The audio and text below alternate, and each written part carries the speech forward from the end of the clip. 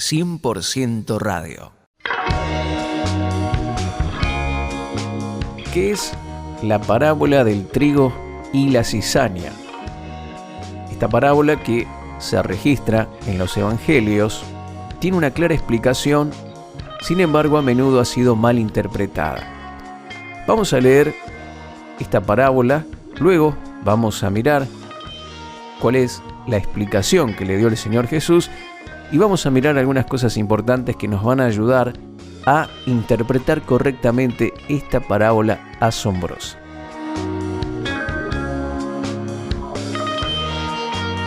Leemos en primer lugar Mateo capítulo 13 a partir del verso 24.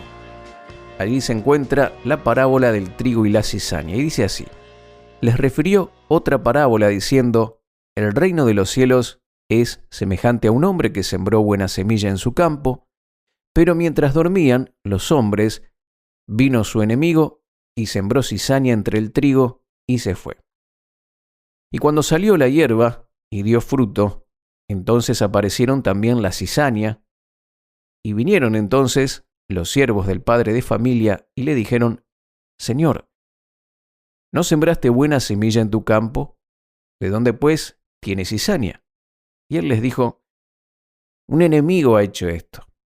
Y los siervos le dijeron: ¿quieres pues que vayamos y la arranquemos? Él les dijo: no sea que al arrancar la cizaña arranquen también con ella el trigo. Dejad crecer pues juntamente lo uno y lo otro hasta la siega. Y al tiempo de la siega yo diré a los segadores: recoged primero la cizaña y atadla en manojos para quemarla, pero recoged el trigo en mi granero.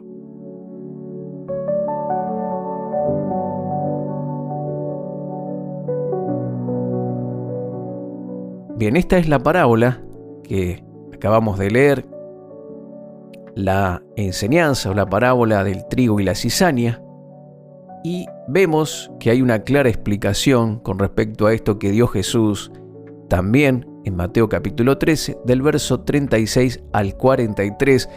Sin embargo, tenemos que decir que a menudo es mal interpretada. Muchos comentarios y sermones han intentado usar esta historia como una ilustración de la condición de la iglesia, señalando que hay tanto creyentes verdaderos, que son el trigo, como falsos profesantes, que son la cizaña en la iglesia en general y en las iglesias locales individuales.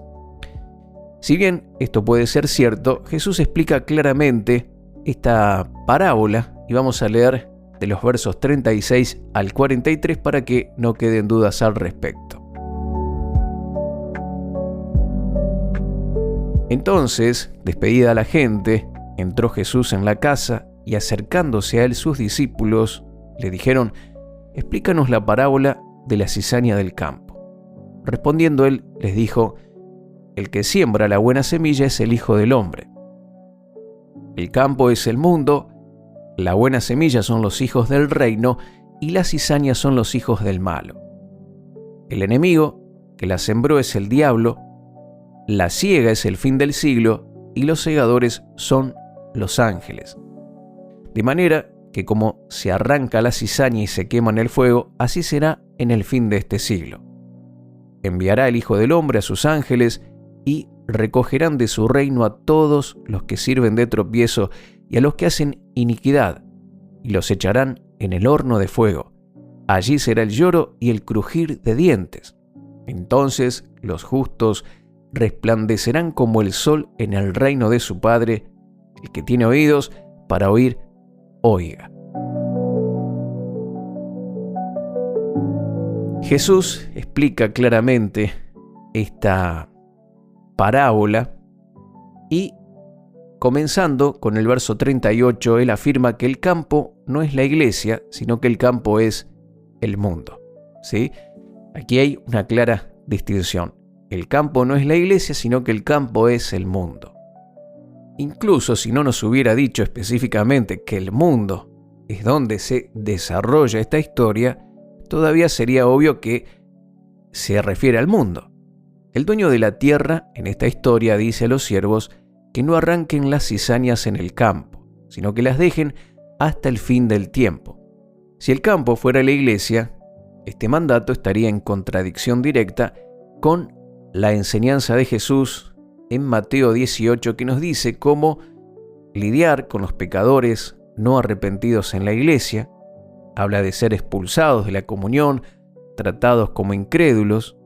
Jesús nunca nos instruyó para que permitamos que los pecadores no arrepentidos permanezcan en medio de nosotros hasta el fin del tiempo. Entonces, claramente vemos que Jesús está enseñando aquí acerca del reino de los cielos en el mundo, ¿sí? En la sociedad agrícola del tiempo de Cristo, muchos agricultores dependían de la calidad de sus cultivos, y un enemigo que sembrara malas hierbas habría saboteado un negocio.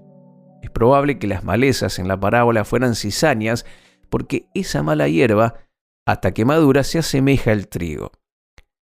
Sin herbicidas modernos, ¿qué haría un agricultor sabio frente a tal dilema? Bueno, en lugar de arrancar el trigo con la cizaña, el dueño de la tierra, en esta parábola, esperó sabiamente hasta la cosecha. Después de cosechar todo el campo, podría separar la cizaña y quemarla. El trigo se guardaría en el granero. En la explicación de la parábola, Cristo declaró que Él mismo es el sembrador, esparce su semilla redimida, los verdaderos creyentes, en el campo del mundo. A través de su gracia, estos cristianos dan el fruto del Espíritu, como lo vemos en Gálatas, capítulo 5, versos 22 al 24, donde dice que el fruto del Espíritu es amor, gozo, paz, paciencia, benignidad, bondad, fe, mansedumbre, templanza. Contra tales cosas no hay ley, pero los que son de Cristo han crucificado la carne con sus pasiones y deseos. Estos cristianos dan el fruto del Espíritu. Su presencia en la tierra es la razón por la cual el reino de los cielos es como el campo del mundo. Cuando Jesús dijo, el reino de los cielos se ha acercado, en Mateo capítulo 3, verso 2 y capítulo 4, verso 17, se refiere al ámbito espiritual que existe en la tierra junto con el ámbito del maligno, como lo menciona 1 de Juan 5:19, que dice, sabemos que somos de Dios y el mundo entero está bajo el maligno. Cuando el reino de los cielos llegue a su plenitud, el cielo será una realidad y no habrá cizaña entre el trigo. Pero por ahora, tanto las semillas buenas como las malas maduran en el mundo. El enemigo en esta parábola es Satanás, en oposición a Jesucristo, quien trata de destruir la obra del Señor colocando falsos creyentes y maestros en el mundo que desvían a muchos. Solo hay que mirar un poco para ver que el mundo está lleno de cristianos profesantes cuyas acciones impías deshonran el nombre de Cristo. Pero no debemos perseguir a estas personas para destruirlas. Por otro lado, no sabemos si los creyentes inmaduros e inocentes podrían resultar heridos por nuestra causa.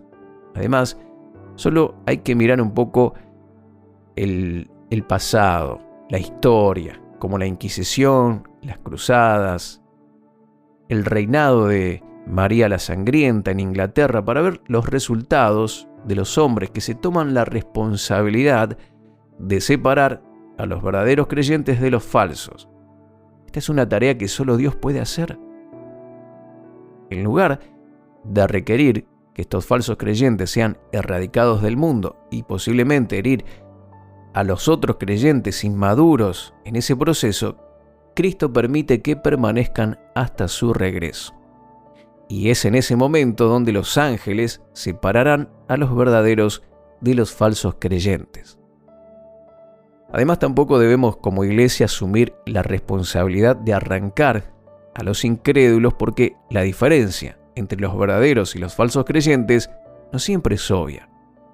La cizaña, especialmente en las primeras etapas de crecimiento, se parece al trigo. Del mismo modo, un falso creyente puede parecerse a un verdadero creyente. En Mateo 7:22 dice Jesús así: muchos me dirán en aquel día, Señor, Señor, ¿no profetizamos en tu nombre? y en tu nombre echamos fuera demonios, y en tu nombre hicimos muchos milagros. Aquí vemos claramente esta advertencia del Señor que enseña que muchos profesan la fe, pero no la conocen.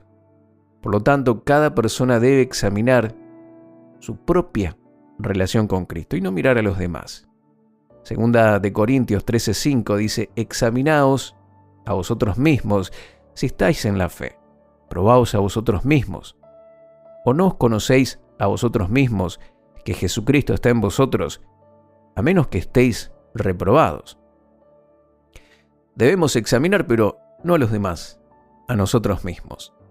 Jesucristo establecerá algún día la verdadera justicia, después de que se lleve a la verdadera iglesia fuera de este mundo en el rapto.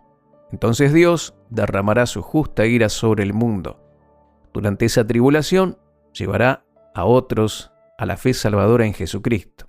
Y al final de la tribulación todos los incrédulos serán juzgados por su pecado e incredulidad y serán removidos de la presencia de Dios. En cambio, los verdaderos seguidores de Cristo reinarán con Él. ¡Qué gloriosa esperanza para el trigo! Amigo, amiga, eres un creyente verdadero, consagrado al Señor, eres parte de este trigo que será cosechado y por tanto pasarás tu eternidad con el Señor.